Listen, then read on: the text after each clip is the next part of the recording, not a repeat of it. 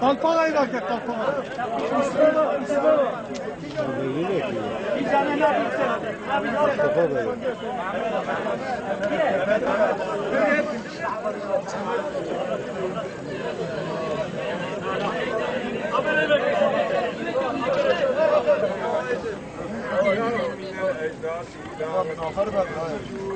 قالوا يا ويلنا لا جيم زفرنا قوي عجم هذا.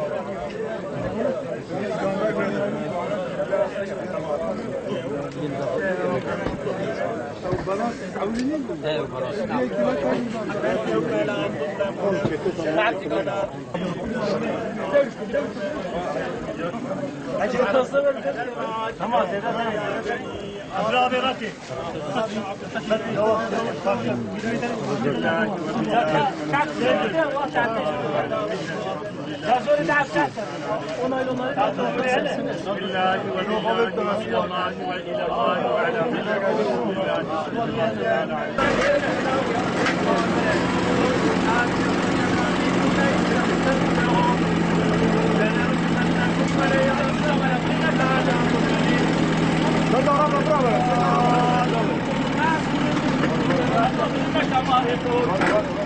وجاء الذين برجل قال يا قوم اتبعوا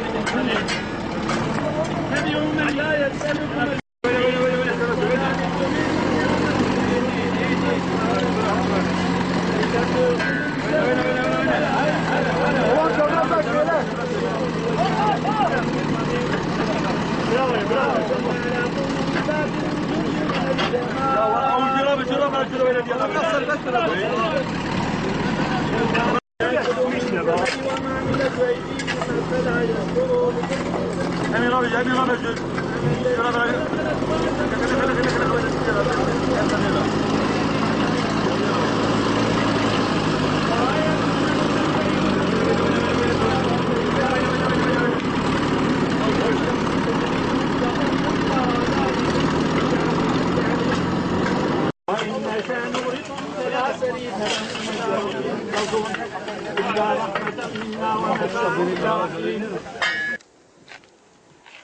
Bugün bu ikindi vaktinde